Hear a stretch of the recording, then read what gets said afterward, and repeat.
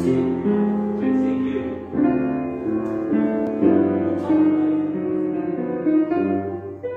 Margaret's coming next week, she said. She sent an email to us. She just didn't come today. She said she had so much going on or whatever. So. Yeah. Margaret. Oh. Margaret. But she's supposed to come here, Derek. Derek will be here next week Oh, awesome. from El Dorado.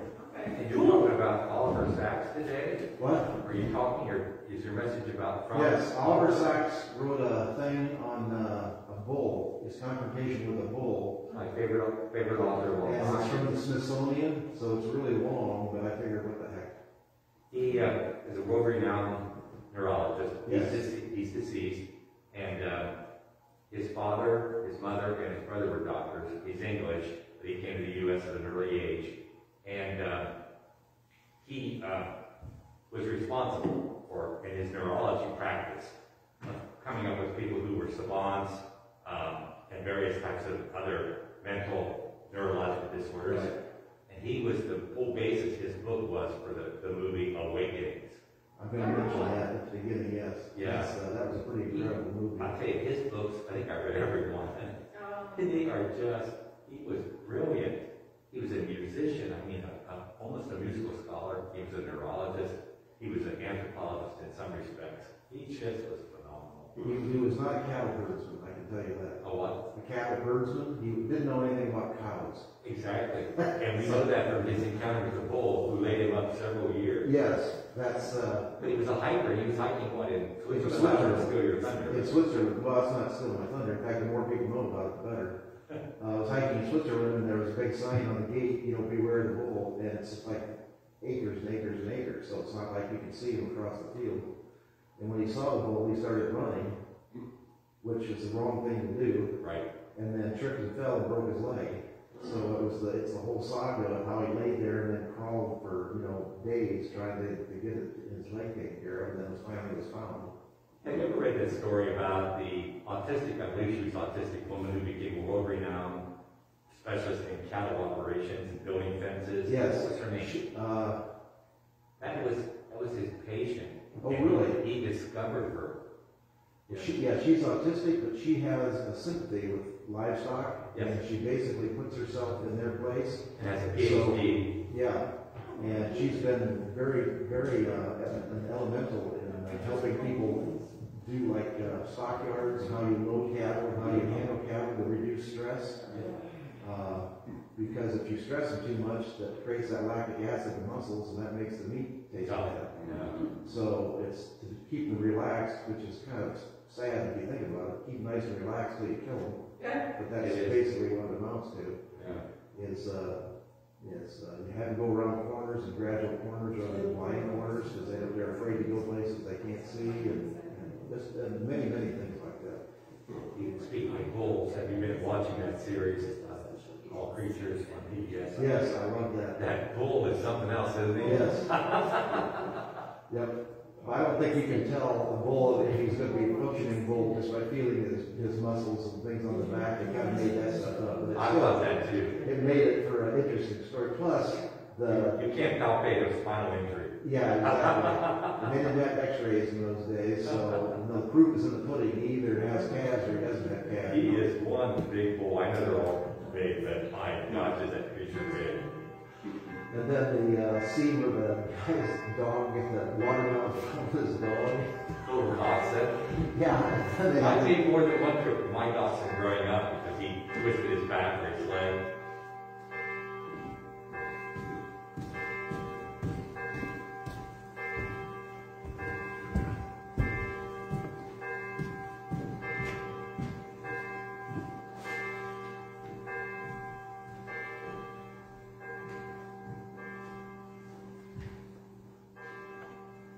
Last ding. I love that last ding.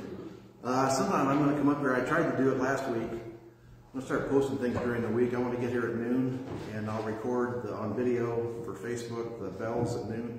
Those are really pretty spectacular, and if you don't live in New Madison, you don't know anything about what that's about. And that's pretty amazing, that tradition to keep on going. Welcome to First Universalist Church of New Madison. This really cold, but snowy, feels really like winter now, like a winter we haven't had for years. So, and probably going to be even worse tomorrow with the forecasted snow. We have any announcements?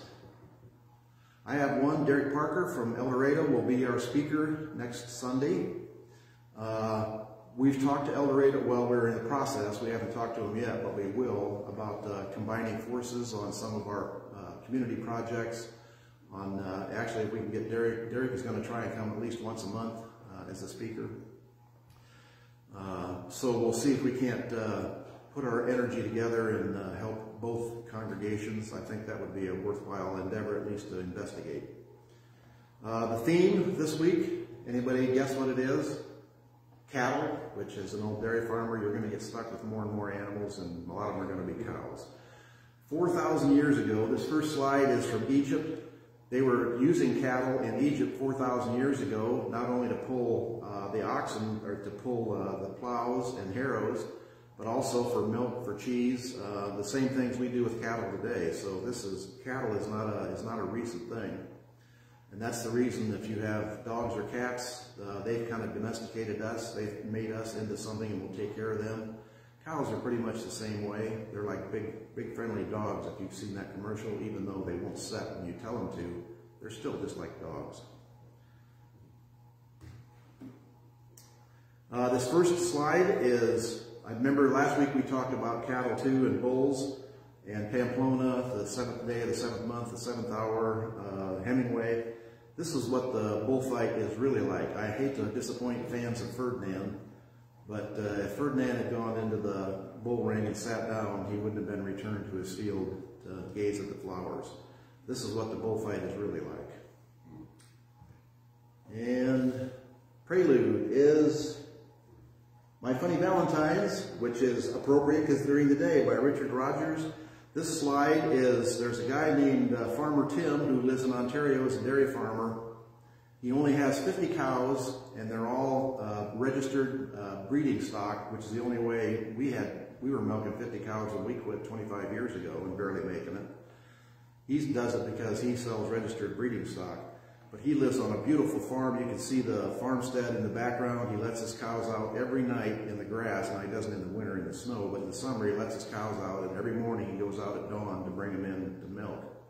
And he's got some just spectacular pictures if you want to look for Farmer Tim on Facebook. So, My Funny Valentine, please.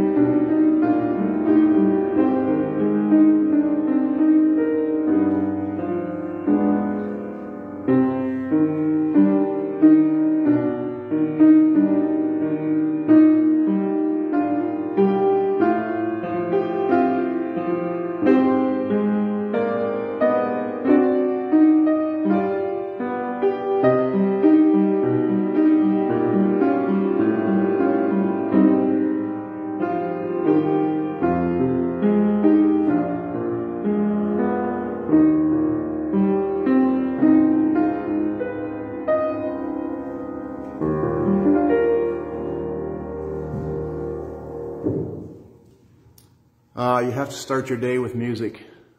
Can't be any other way.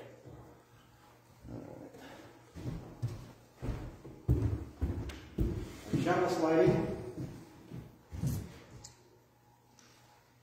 is As the Wild Wind Bites, which I thought was appropriate for today, by Ben Sewell. Let us hold a quiet moment together as our chalice is lit. As the wild wind bites, so does the flame still warm us. As the deep snows block our doors, so does the gentle flame bring us out. As the crackling cold air stops our breath, so does the radiant flame draw from us. The words we need to give and to receive, words of greeting, words of comfort, words of solace, words to challenge our minds and words to bring us to action. So let us gaze upon this, our common flame, so that we remember who we are and what we can do when we are together.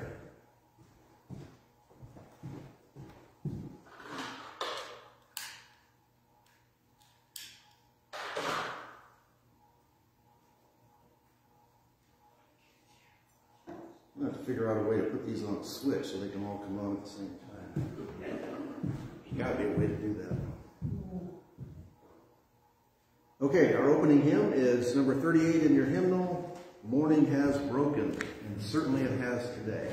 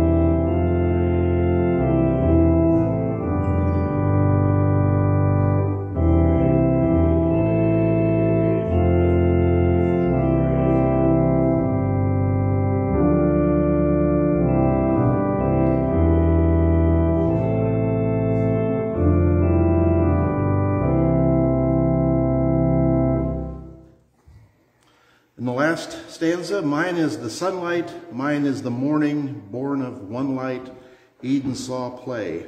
Praise with exhalation, praise every morning, the God's recreation of the new day. Sometimes I'll figure out how to get the lyrics in the song up on Facebook so you can sing along with us, because there's not many of us here singing. The next slide is my favorite cow. What we had primarily in our herd is a brown Swiss. They are truly just like big dogs. They are the biggest pets you've ever seen. And the reason we like brown Swiss is they have high butter fat and high solid content like Jerseys, but they also give a lot more milk than Jerseys. They're more like the Holstein in stature. And for the bull calves that you raise, because the heifers you want to keep and add to your herd, the bulls are just kind of extraneous. They make good meat animals. Little Jersey bulls, there's nothing but skin and bones. So, and the brown Swiss are a little bit better with that. Our affirmation is 487 in the back of your hymnal.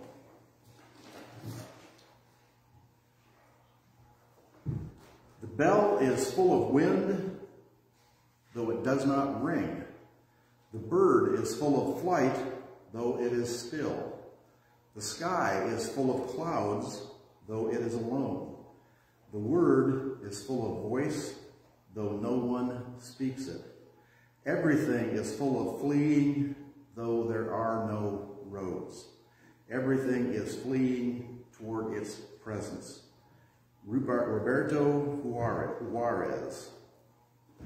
You'll have to think about that one for a while, and you can always go back to it and look at it again. 487. All right, children's story is,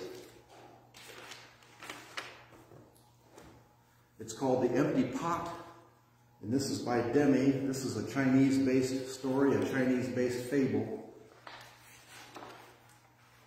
which I think has some important lessons for us today.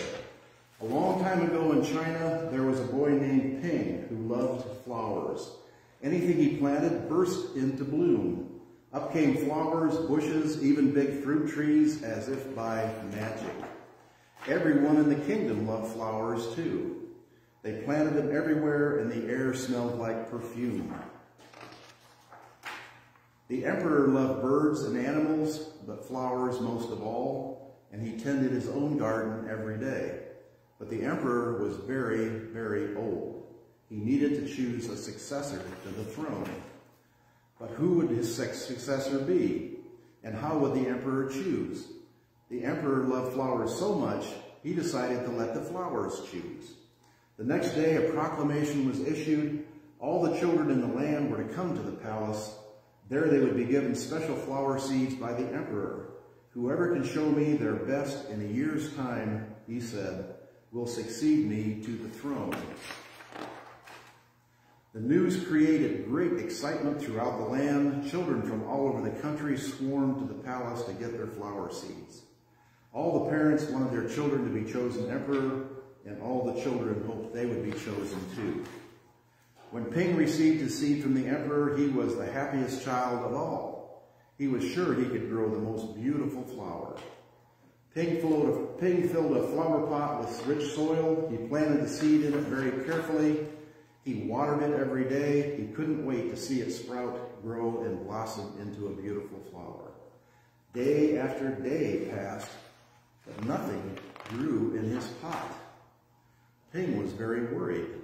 He put new soil into a bigger pot. Then he transferred the seed into the rich black soil. Another 2 months he waited. Nothing happened still. By and by, the whole year passed. Spring came, and all the children put their best clothes on to greet the emperor. They rushed to the palace with their beautiful flowers, eagerly hoping to be chosen. Ping was ashamed of his empty pot. He thought the other children would laugh at him, that because for once he couldn't get a flower to grow. His clever friend ran by, holding a great big plant. Ping, he said, you're not really going to the emperor with an empty pot, are you? Couldn't you grow a great big flower like mine? I've grown lots of flowers better than yours, Ping said. It's just this seed that won't grow. Ping's father overheard this and said, you did your best, and your best is good enough to present to the emperor. Holding his empty pot in his hands, Ping went straight away to the palace. Can you guess what happened? The emperor was looking at the flowers slowly, one by one. How beautiful all the flowers were. But the emperor was frowning and did not say a word. Finally, he came to Ping. Ping hung his head in shame, expecting to be punished. This was China, after all, in ancient times. The emperor asked him, why did you bring an empty pot? Ping started to cry and replied, I planted the seed you gave me and I watered it every day, but it didn't sprout. I put it in a bigger pot with better soil and still it didn't sprout. I tended it all year long, but nothing grew. So today I had to bring an empty pot without a flower. It was the best I could do. When the emperor heard these words, a smile slowly spread across his face, and he put his arm around Ping. Then he explained to one and all, I have found him. I have found the one person worthy of being emperor. And you know why? Where you got your seeds from, I don't know. For the seeds I gave you had all been cooked. So it was impossible for any of them to grow. I admire Ping's great courage to appear before me with the empty truth, and now I reward him with my entire kingdom. So, the lesson, kids and adults, is truth is better than making up something to fill something that you think is expected of you. Don't do what if people expect you to do. Do what the real and the right thing is, which, might I say, did not happen to us yesterday. We had a trial. We had someone who the evidence, even the people in the jury said the evidence was overwhelming, but we're still not voting to convict because of their own self-interest and their lack of loyalty to our country. I'm not sure how you would explain it. You'll have to figure that out on yourself. So, the empty pot, which unfortunately I think we have a few empty pots in our Capitol building. All right, next is sharing of joys and concerns. And anytime you talk about cattle in the United States and you mention bulls, you got to do the Bull of Wall Street. That has connotations of all kinds, but it is a cow and it is on Wall Street, so we're going to throw it in. Do we have any joys and concerns? The virus is still spreading all over the place. Now they're recommending double masks, which I have these up front if anybody needs one, and I have a cloth mask that I originally had that I wear on top. So when I go to Kroger or Rural King or any place else, Tractor Supply, I double mask, and as I told you before, I wear a pair of safety glasses that are wraparound. The virus particles can actually be absorbed through your eye mucous membranes, so if somebody coughs and it lands in your eyes, you can get it just as easily. And you need to wash your hands or use disinfectant or hand sanitizer. And occasionally, like in Kroger, I'll wear a pair of real thin gloves that have little sticky things on the fingers so I can pick things up. So then I go out and when I take my gloves off, I sanitize my hands. I may be a little bit overzealous, but my wife is immunized, immunocompromised. I'm happy to report, and I think some people here have as well, I got my first shot 2 days ago at CVS in Eaton, and she got her shot like 3 days ago in Eaton. But one shot does not give you immunity. It takes a week or two for that shot to start to take effect. And they need the second shot, the booster, which will be in a month's time, 28 days, I think, to make it actually effective. And even then, you need to continue to carry on your safety precautions, because even if you can't get the virus, if you are affected by it and are carrying it and breathe it or sneeze it on somebody else, they can get it. Wearing the mask is a way to protect other people. It's not just to protect yourself. It's a way to say, I am part of society and I care about what happens to other people. I don't think we have any, I haven't heard of anything else as far as joys and concerns. Cold weather, if anybody needs snow shovel or help, we will find a way to do it. If anybody needs help finding a place to get a vaccine, it takes a lot of computer work. I was on and on and on before something finally opened up. I mean, you can go on and 10 minutes later, they're saying it's nothing, and then 10 minutes later there's an opening.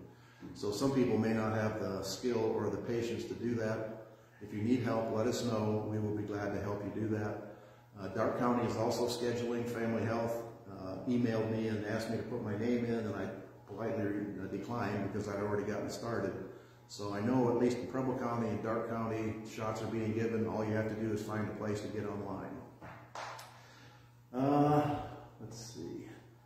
We still got our candles here. We'll light one for the nation as we go through this time of trouble, which is not going to be over soon. One for the virus, people affected by it, and one for Emerson, who hopefully is recovering well from his surgery, and one for those joys, concerns, worries, dangers that remain unspoken, even if you at home have not spoken them. If you speak them to us, we will do the best we can to help you. All right. The message is The Bull on the Mountain by Oliver Sacs.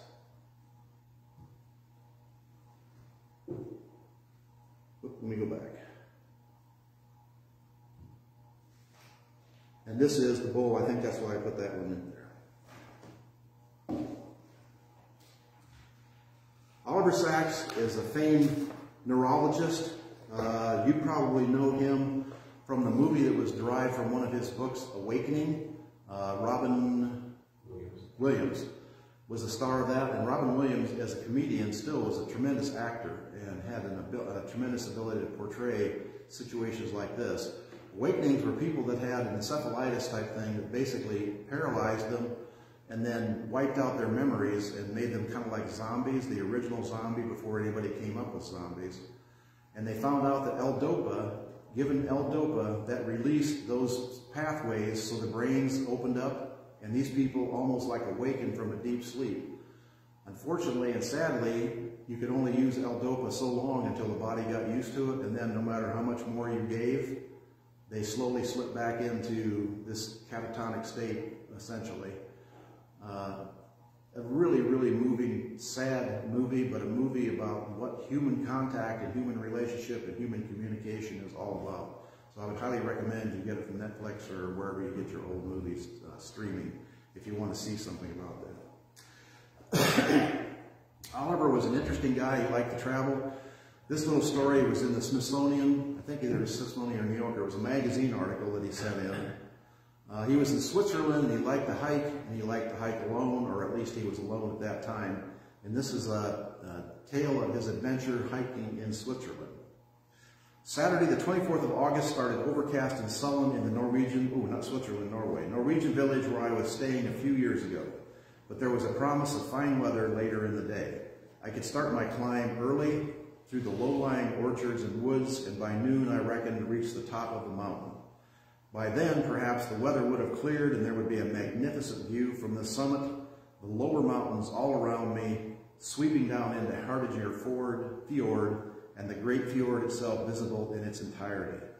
Climb suggests scaling rocks and ropes, but it was not that sort of climb, simply a steep mountainous path. I foresaw no particular problems or difficulties. I was as strong as a bull in the prime, the pride, the high noon of life. I look forward to the walk with assurance and pleasure. And you've heard pride goeth before a fall. I soon got into my stride, a supple swinging stride which covers ground fast. I had started before dawn and by 7:30 had ascended perhaps to 2,000 feet.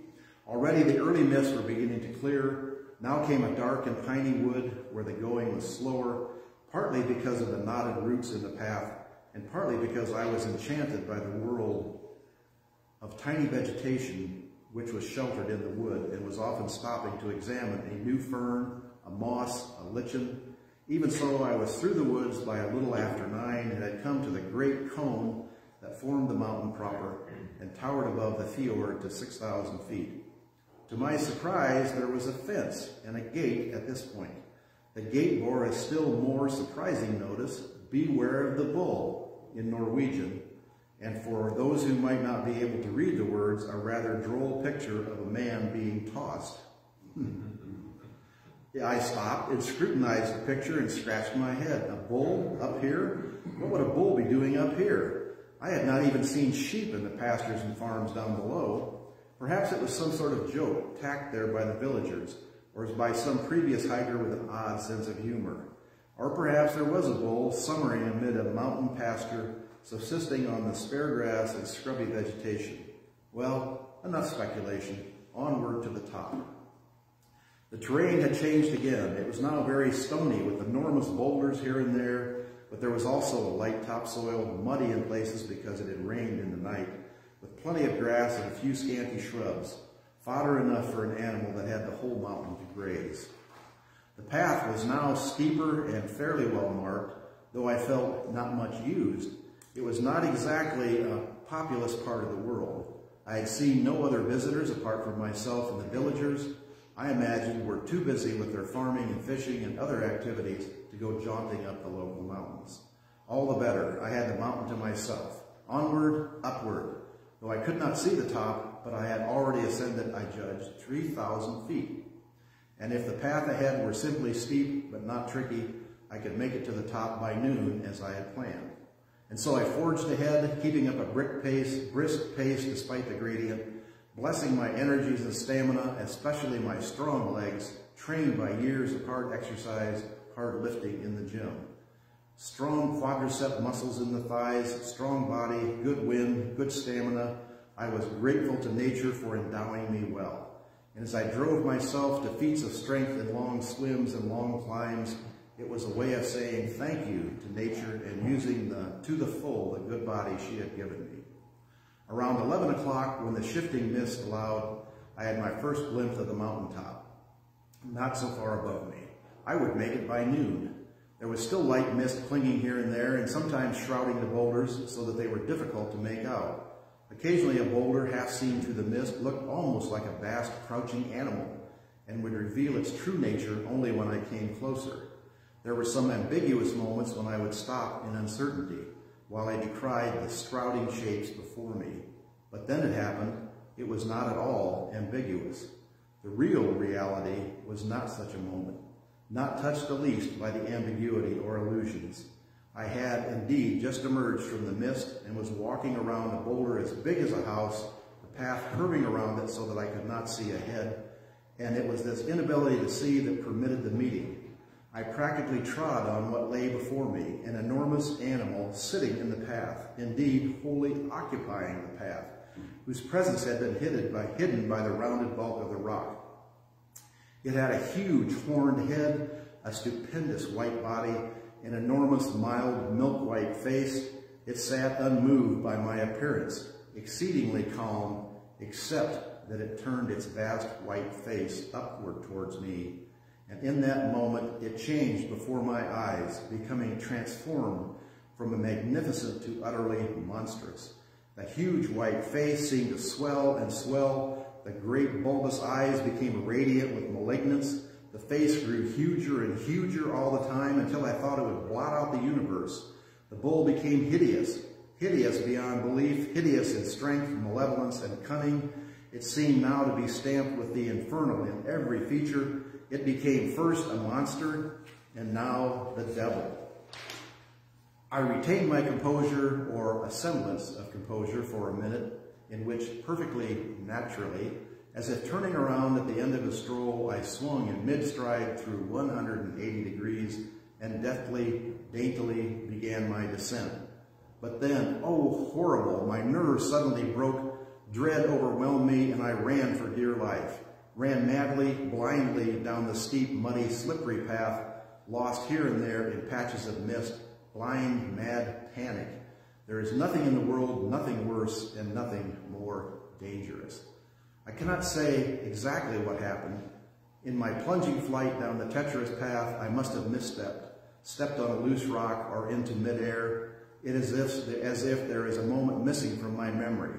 There is a before and an after, but no in between. One moment I was running like a madman, conscious of heavy panting and heavy thudding footsteps in his imagination, unsure of where they came from the bull or from me. The next, I was lying at the bottom of a short, sharp cliff of rock. My left leg twisted grotesquely beneath me, and my knee in such pain as I have never, ever known before. To be full of strength and vigor one moment, and virtually helpless the next, in the pink and pride of health one moment, and a cripple the next, with one's powers and faculties one moment, and without them the next. Such a change, such suddenness is difficult to comprehend, and the mind casts about for explanations. I had encountered this phenomenon in others, in my patients who had suddenly been stricken or injured, and now I was to encounter it in myself. My first thought was this: there had been an accident, that someone I knew had been seriously injured. Later, it dawned on me that the victim was myself. But with this came the feeling that it was not really serious. To show that it was not serious, I got to my feet, or rather, I tried to, but I collapsed in the process, because the left leg was completely limp and floppy. It gave way beneath me like a piece of spaghetti. I could not support any weight at all, but it just buckled beneath me, buckled backward at the knee, making me yell with pain.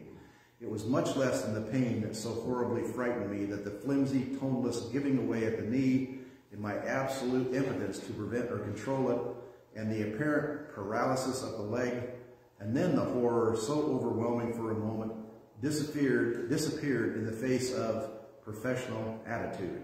He was a doctor, after all. "Okay, doctor," I said to myself, "would you kindly examine the leg?" Very professionally and impersonally, and not at all tenderly, as if I were a surgeon examining a case, and I'm sure all of you have seen doctors treating people seemingly really roughly because they ignore the pain to get through the examination. I took the leg and examined it, feeling it, moving it this way and that. I murmured my feelings aloud as I did so, as if for a class of students. No movement at the knee, gentlemen, no movement at the hip. You will observe the entire quadriceps has been torn from the patella. But as though it is torn loose, it is not retracted. It is wholly toneless, which might suggest nerve injury as well. The patella has lost its major attachment and can be flipped around so, like a ball bearing. It is readily dislocated. There is nothing to hold it. Makes me quiver just to think about it. As for the knee itself, and here I illustrated each point as I made it, we find abnormal motility, a quite pathological range of motions. It can be flexed without any resistance at all. Here I manually flex the heel to the buttock, and could also be hyperextended with apparent dislocation. Both movements, which I illustrated, caused me to scream. Yes, gentlemen, I concluded, summarizing my findings. A fascinating case. A complete rupture of the quadriceps tendon. Muscle paralyzed and atonic, probably nerve injury. Unstable knee joint, seems to dislocate backwards. Probably ripped out the cruciate ligaments.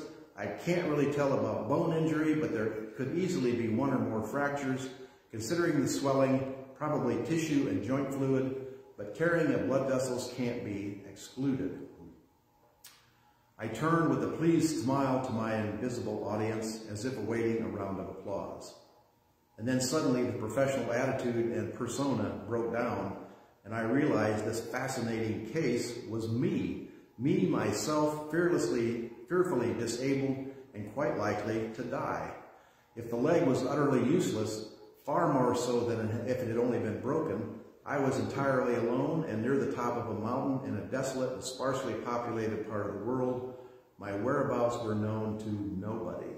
This frightened me even more than anything else. I could die where I lay and nobody would know.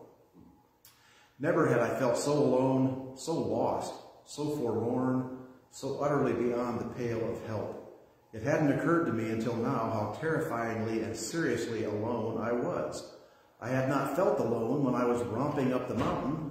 I never do when I'm enjoying myself. I had not felt alone when I was examining my injury. I saw now what a comfort the imagined clasp was. But now, all of a sudden, the fearful sense of my aloneness rushed in upon me. I remember that someone had told me a few days before of a fool of an Englishman who had climbed this very mountain alone 2 years before and had been found a week later dead from exposure, having broken both his legs. It was at an altitude and a latitude where the temperature sinks well below freezing at night, even in August. I had to be found by nightfall or I should never survive. I had to get lower, if I possibly could, because then at least there was a chance of my being seen.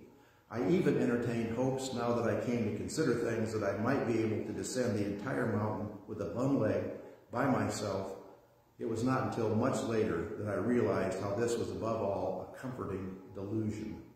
Yet if I pulled myself together and did what I could, there was a sporting chance I could still make it.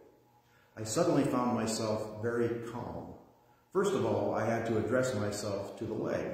I had discovered that while any movement at the knee was agonizing and literally psychologically shocking, I was fairly comfortable with the leg lying flat and supported on the ground. But having no bone or inner structure to hold it, it had no protection against the helpless, passive movement at the knee. It might be caused by any unevenness of the ground, so clearly I needed an outer structure or a splint. And here one of my idiosyncrasies came to my aid. Habit, more than anything else, made me carry an Englishman an umbrella under practically all conditions. It seemed natural enough or purely automatic that when I went for a walk in bad weather, even up a mountain for more than a mile, I would take my stout and trusty umbrella with me. Besides, it had been useful as a walking stick on the way up, and now it found its finest moment in splinting my leg. Without such a splint, I could have scarcely moved. I snapped off the handle and tore my anorak, which is his coat sweater, in two. The length of the umbrella was just right. The heavy shaft almost matched the length of my leg, and I lashed it in place with strong strips of anorak, sufficiently firmly to prevent helpless flailing of the knee, but not so tightly as to impede circulation. He didn't say he had a pocket knife, but I dare anybody to tear their sweater apart with their bare hands, unless he's got a really weird sweater. By now, about 20 minutes had elapsed since my injury, or possibly less. Could all this have occurred in so short a time? I looked at my watch to see if it had stopped, but the second hand was going around with perfect regularity. Its time, abstract, impersonal, chronological, had no relation to my time. My time, which consisted solely of personal moments, life moments, crucial moments. As I looked at my dial, I matched in imagination the movements of the hand, going steadily round and round, the relentless regularity of the sun in the heavens with my own uncertain descent of the mountain. I could not think of hurrying, that would exhaust me. I could not think of dawdling, that would be worse. I had to find the right pace and steadily keep it up. I found myself now gratefully taking note of my assets and resources, where before I could only take note of the injury. Mercifully then, I had not torn an artery or major blood vessel internally, for there was only a little swelling around the knee and no real coolness or discoloration of the leg. The quadriceps was apparently paralyzed, it was true, but I had made no further neurological examination. I had not fractured my spine or my skull in my fall, and, God be praised, I had 3 good limbs and the energy and strength to put up a good fight, and by God, I would. This would be the fight of my life, the fight of one's life, which is the fight for life. I could not hurry, I could only hope. But my hopes would be extinguished if I were not found by nightfall. Again, I looked at my watch, as I was to do many anxious times in the hours that followed. At these latitudes, it would be pretty lengthy, rather lengthy evening and dusk, starting at about 6 and gradually getting darker and cooler. At 7:30, it would be quite cool and difficult to see. I had to be found about by 8 at the latest. By 8:30, it would be pitch black. I'll stop and think here a minute. This is Norway in August. He couldn't have been, he must have been down in the southern part of Norway, because in the northern part of Norway, it doesn't ever get dark at night. In the southern part of Norway, the days are pretty long, so he must have been way down in the southern part. And though by strenuous exercise I might just conceivably last through the night, the chances were distinctly, indeed heavily, against it. I thought for a moment of Tolstoy's Master and Men, but there was suddenly not 2 of us to keep each other warm. If only I had a companion with me. The thought suddenly came to me once again in the words of the Bible, not read since childhood, and not consciously recollected or even brought to mind at all. 2 are better than 1, for if they fall, the one will lift up his fellow. But woe to him that is alone when he falleth, for he hath not another to help him up. And following immediately upon this came the sudden memory, eidetically clear, of a small animal I had seen in the road with a broken back, hoisting its paralyzed hind legs along. Now I felt exactly like that creature. The sense of my humanity as something apart, something above animality and morality. This too disappeared at that moment, and again the words of Ecclesiastes came to my mind. For that which befalleth the sons of men befalleth the beasts. As the one dieth, so dieth the other, so that a man hath no preeminence above a beast. A man hath no preeminence above a beast. While splitting my leg and keeping myself busy, I had again forgotten that death lay in wait. Now, once again, it took the preacher to remind me. But, I cried inside myself, the instinct of life is strong within me. I want to live, and with luck, I may still do so. I don't yet think it is my time to die. Again, the preacher answered in a neutral, non-committal, to everything there is a season and a time to every purpose under the heaven. A time to be born, a time to die, a time. This strange, deep, emotionless clarity, neither cold nor warm, neither severe nor indulgent, but utterly truthful, I had encountered in others, especially in patients who were facing death and did not conceal the truth from themselves. I had marveled, though in a way uncomprehendingly, at the simple ending of the Hajj Murad, how when Murad had been fatally shot, images without feelings streamed through his mind, but now, for the first time, I encountered this in myself. These images and words and passionless feelings did not, as they say, go through my head in a flash. They took their time, several minutes at last, or at least. This time they would have been taken in reality, not in a dream. They were meditations which did not hurry at all, but neither did they distract me in the least from my tasks. Nobody looking on, so to speak, would have seen me musing. They would not have seen any pause. On the contrary, they would have been impressed by my brisk and workmanlike appearance and behavior, by the quick and efficient way which I splinted my leg and made a brief check of everything and set off downhill. And so I proceeded, using a mode of travel I had never used before. Roughly speaking, luteal and tripedal. That is to say, I slid down on my backside, heaving or rowing myself with my arms, using my good leg for steering and when needed for braking. With the splitted leg hanging nervously before me, I did not have to think about this unusual, unprecedented, and one might think unnatural way of moving. I did it without thinking and very soon got accustomed to it, and anyone seeing me rowing swiftly and powerfully down the slopes would have said, "Ah, he's an old hand at it. It's second nature to him." The legless don't need to be taught to use crutches. It comes unthinkingly and naturally, as if the person had been practicing it in secret all his life. The organism, the nervous system, has an immense repertoire of trick movements and backups of every kind, completely automatic strategies which are held in reserve. We have no idea of the resources that exist in potentia if we did not see them called forth as needed. So it happened with me. It was a reasonably efficient mode of progress, as long as the path descended continually and evenly and not too steeply. If it was not even, the left leg would tend to catch on irregularities of all sorts.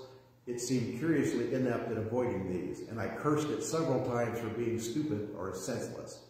I found indeed that when the terrain became difficult, I had to keep an eye on this not only powerless but stupid leg.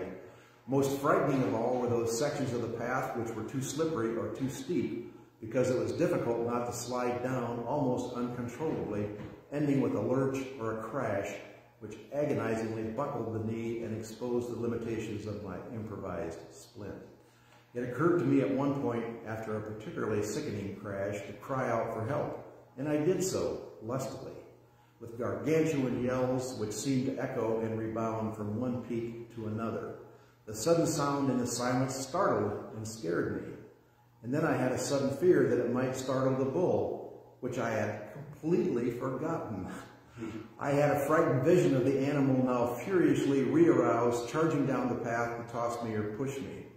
Trembling with terror and an immense effort of pain, I managed to heave myself off the path until I was hidden behind a boulder. Here I remained for about 10 minutes until the continuing silence reassured me and I was able to crawl out and continue my descent.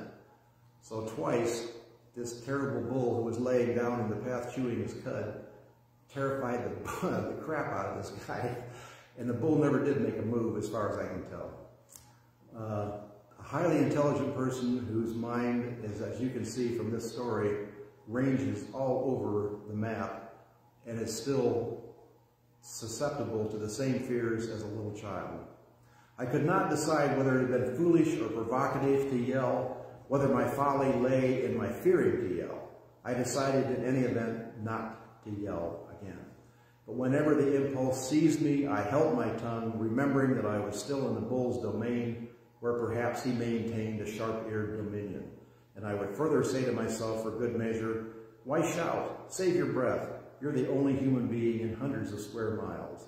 And so I descended in absolute silence, not even daring to whistle aloud, for everywhere now I felt the bull listening. I even tried to mute the sound of my breathing, and so the hours passed, silently slithering. About 1:30, I had been traveling 2 hours, I came again to the swollen stream with the stepping stones that I had hesitated to cross even when climbing up with both legs. Clearly, I could not row myself through this. I had to therefore turn over and walk on rigidly outstretched arms, and even so my head was only just above the water. The water was fast-flowing, turbulent, and glacially cold. My left leg, dropping downwards unsupported, out of control, was violently jarred by stones on the bottom and sometimes blown like a flag sideways at a right angle to my trunk. My hip seemed almost as loose as my knee, but it caused me no pain, unlike my knee, which was excruciating, was buckled and dislocated as I crossed the stream. Several times I felt my consciousness ebbing, and I feared I would faint and drown in the stream, and I ordered myself to hold on with strong language and threats. Hold on, you fool. Hold on for dear life. I'll kill you if you let go, and don't you forget it. I had half collapsed when finally I made it to the other side, shuddering with cold and pain and shock. I felt exhausted, prostrated, at the end of my strength. I lay stunned and motionless for a couple of minutes, and then somehow my exhaustion became a sort of tiredness and extraordinarily comfortable, delicious languor. How nice it is here, I thought to myself. Why not a little rest, a nap, maybe? The apparent sound of this soft, insinuating inner voice suddenly woke me, sobered me, and filled me with alarm. It was not a nice place to rest and nap. The suggestion was lethal and filled me with horror, but I was lulled by its soft, seductive tones. No, I said fiercely to myself, this is death speaking, in its sweetest, deadliest siren voice. Don't listen to it now. Don't listen to it ever. You've got to go on whether you like it or not. You can't rest here. You can't rest anywhere. You must find a pace that you can keep up and go on steadily. This good voice, this life voice, braced and resolved me. My trembling stopped, my faltering too, and I got going once more and didn't falter again. There came to my aid now melody, rhythm, and music, what Kant calls the quickening art. Before crossing the stream, I had muscled myself along, moving by main force with my very strong arms. Now, so to speak, I was musicked along. I did not contrive this, it happened to me. I fell into a rhythm, guided by a sort of marching or rowing song, sometimes the Volga boatman's song, sometimes a monotonous chant of my own, accompanied by the words, on hast, on a rast, on a hast, on a rast, without haste, without rest. That's German, without haste, without rest. And a strong heave on every hast and rest. Never has Goethe's words been put to better use. Now I no longer had to think about going too fast or too slow. I got into the music, got into the swing, and ensured that my tempo was right. I found myself perfectly coordinated by the rhythm, or perhaps subordinated would be a better term. The musical beat was generated within me, and all my muscles responded obediently, all save those in my left leg, which remained silent or mute. Did not Nietzsche say that when listening to music, we listen with our muscles? I was reminded of my rowing days in college, how the 8 of us would respond as one man to the beat, a sort of muscle orchestrated, concentrated by the coxswain. Somehow with this music, it felt much less like a grim, anxious struggle. There was even a certain primitive exuberance, such as Pavlov called muscular gladness. And now, further to gladden me more, the sun burst forth from beyond the clouds, massaged me with warmth, and soon dried me off. And with all this, and perhaps other things, I found my internal weather was most happily changed.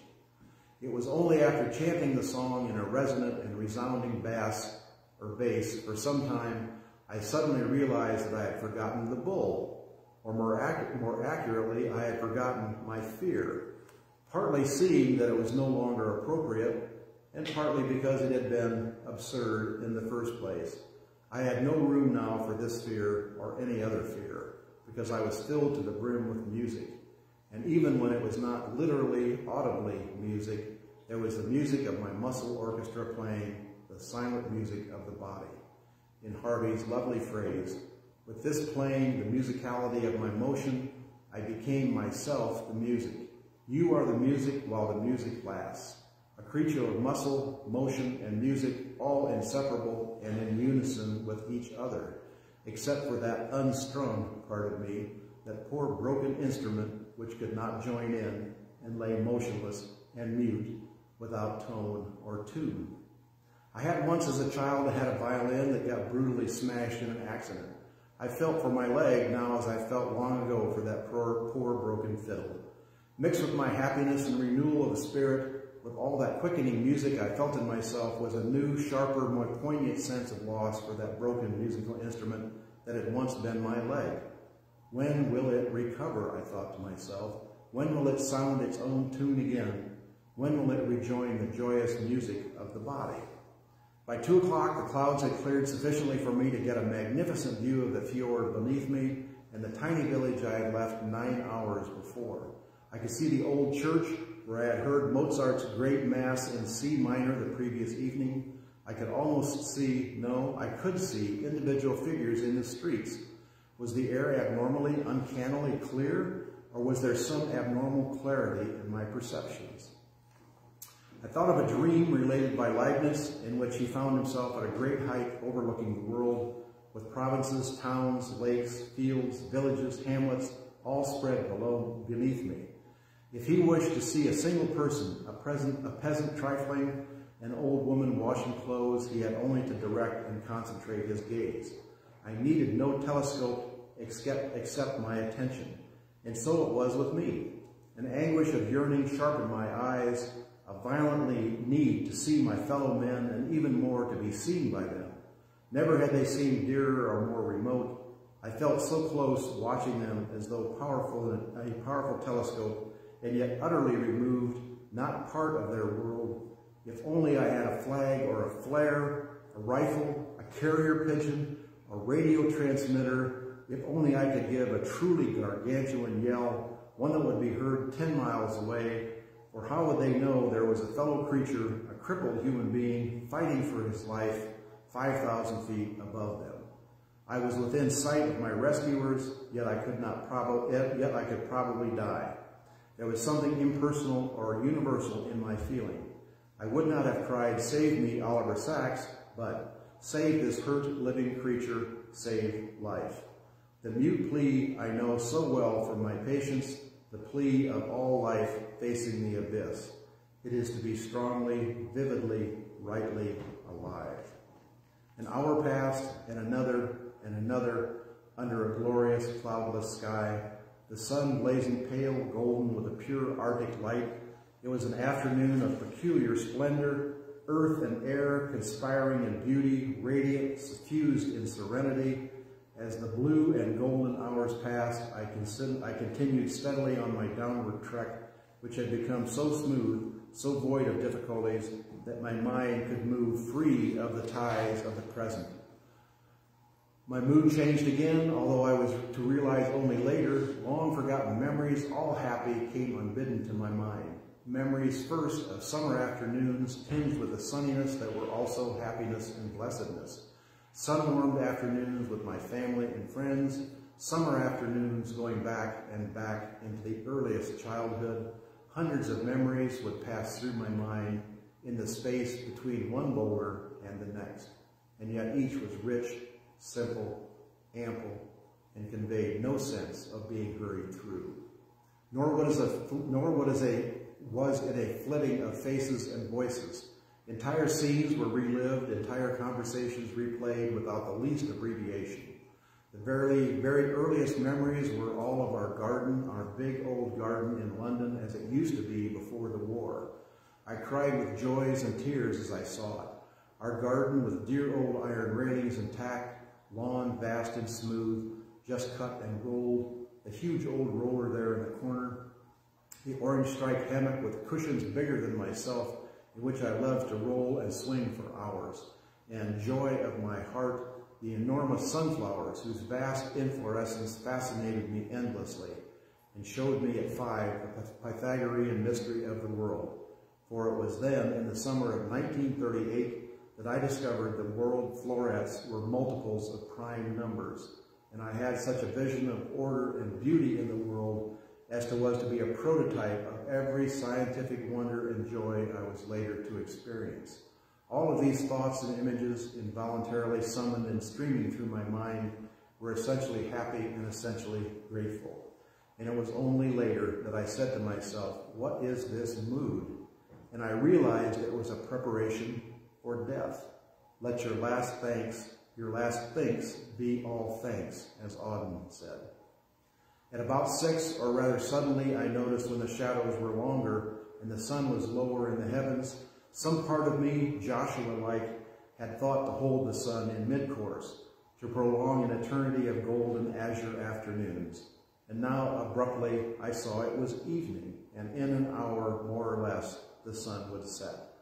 Not long after this, I came to a long traverse ridge commanding an unobstructed view of the village and fjord. I had attained this ridge at about 10 in the morning. It had been about halfway between the gate and the point where I fell. Thus, what had taken me a little more than an hour to climb had taken me crippled nearly 7 hours to descend. I saw how grossly, how optimistically I had miscalculated everything, comparing my rowing to striding when it was, I could see now, 6 times as slow. How could I have imagined that I was 1/2 as fast as the other, that the ascent from the relatively warm and populous low-lying farmland, which had taken 4 hours or so, could be retraced in just twice that time, bringing me within range of the highest farmhouse by dusk or nightfall.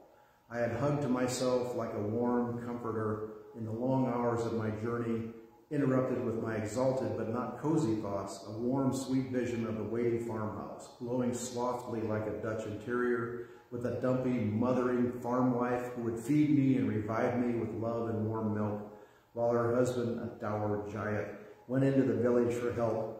I had been secretly sustained by this vision throughout the interminable hours of my descent, and now it vanished suddenly like a candle blown out, or the chill clarity on that high transverse ridge. I could see now what had been shrouded in the mist on the way up in the morning, how far away, unattainably far, that village still was. And yet, though hope had just expired and died, I took comfort from seeing the village, and especially the church, gilded, or rather crimson now, in the long evening light. I could see straggling worshipers on their way to evening service, and had the strangest persuasion that the service was for me. It came to me once more, and overwhelmingly, how I had sat in that church only the evening before and heard the C minor Mass, and was so powerful that the memory that I could actually hear it in my ears, hear it with such vividness that I wondered for a long second whether it was again being sung below and wafted up to me, miraculously by some trick of the air. As I listened, profoundly moved, with tears on my face, I suddenly realized it was not the Mass I was hearing. No, not the Mass, but the Requiem instead. My mind, my unconsciousness had switched one for the other. Or was it? Again, that uncannily acoustic illusion that they were singing the Requiem down there for me. Shortly after 7, the sun disappeared, seeming to draw, as it did so, all the color and warmth from the world. It was none of the lingering effulgence of more temperate sunsets. This was a simpler, sterner, more Arctic phenomenon. The air was suddenly grayer and colder. The grayness and coldness seemed to perpetuate right to my marrow. The silence had become intense. I could no longer hear any sounds about me. I could no longer hear myself. Everything seemed embedded in silence. There was an odd period when I thought I was dead, when the immense calm became the calm of death. Things had ceased to happen. There was no happening anymore. This must be the beginning of the end. Suddenly, incredibly, I heard a shout, a long yodeling call which seemed very close to me. I turned and saw a man and a boy standing on a rock a little above me, not 10 yards from the path. Their figures silhouetted against the darkening dusk. I never even saw my rescuers before they saw me. I think in those last dark minutes, my eyes had been fixed on the dim path before me, or had perhaps been staring unseeingly into space. They had ceased to be on the lookout, constantly roving and scanning as they had been at all times in the course of the day. I think indeed that I had become almost completely unaware of the environment, having at some level given up all thoughts of rescue and life, so that rescue, when it came from nowhere, a miracle, a grace at the very last moment. In another few minutes, it would have been too dark to see. The man who yodeled was just lowering a gun, and the youth by his side was similarly armed. They ran down toward me. I needed no words to explain my condition. I hugged them both. I kissed them, the bearers of life. I stammered out in broken Norwegian what had happened on the heights, and what I could put into words, I drew it. What I could not put into words, I drew in the dust. The two of them laughed at my picture of the bull. They were full of humor, these two, and they laughed, I laughed too. And suddenly, with the laughter, the tragic tension exploded. I felt vividly and, so to speak, comically alive once again. I thought I had every emotion on the heights, but it now occurred to me I hadn't laughed once. Now I couldn't stop laughing. The laughter of relief, the laughter of love, that deep down laughter that comes from the center of one's being. The silence was exploded, quite deathly silence that had seized me as if a spell in those last 10 minutes. The men were reindeer hunters, father and son, who had pitched camp nearby. Hearing a noise outside, a movement in the undergrowth, they had come out cautiously with their rifles at the ready, their minds on the game they might bag. And when they peered over the rock, they saw their game was me. The hunters gave me some aquavit from a flask, the burning fluid that was indeed the water of life. Don't worry, he said. I will go down to the village. I will be back within 2 hours. My son will stay with you. You are safe and sound. The bull will come here. From this moment of my rescue, my memories become less vivid, less charged. I was in others' hands and now had no more responsibility to act or feel. I said very little to the boy, but though we hardly spoke, I found great comfort in his presence. Occasionally he would light me a cigarette or pass me the aquavit his father had left. I had the deepest sense of security and warmth. I fell asleep. That would be the aquavit. If any of you have ever had aquavit, it's like fire water. It was less than 2 hours before a posse of stout villagers arrived carrying a litter onto which they loaded me with considerable difficulty. The flailing leg, which had lain silent and unnoticed for so long, objected loudly, and they carried me gently, rhythmically down the steep mountain trail. At the gate whose warning sign I had ignored, I was transferred to a sort of mountain tractor. As it jogged slowly downhill, first through the woods and then through the orchards and farms, the men sang softly among themselves and passed the aquavit around. One of them gave me a pipe to smoke. I was back, God be praised, in the good world of man. That's a really long story, but I think he is a talented writer with a wealth of history and experience. And I should have probably, although it's already long enough now, I should have probably gone through and given you all the references that he made to Kant and Leibniz and all those people. Maybe we'll do that in the past, or the next session. Okay. Offering. The offering phrase is 673 in your hymnal.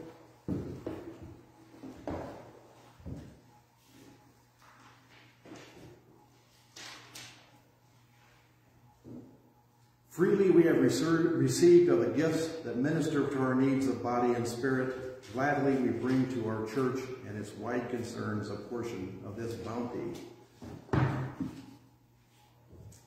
And what was the offering to? It's called There's More Love Somewhere. There's More Love Somewhere. I wrote it down, but I can't read what I wrote, so. There's more love somewhere. Feel free to put something in, take something out. If you need anything at home, please let us know.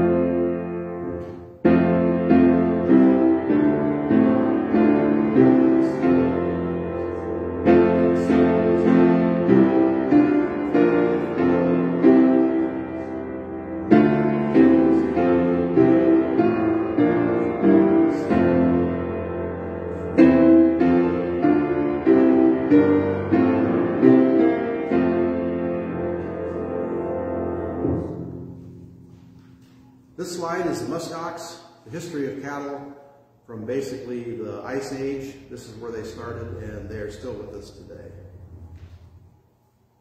And our closing hymn is number 10, Immortal Love. And this is a Brahma from India, adapted to hot weather, which probably is why their ears are drooping. Number 10.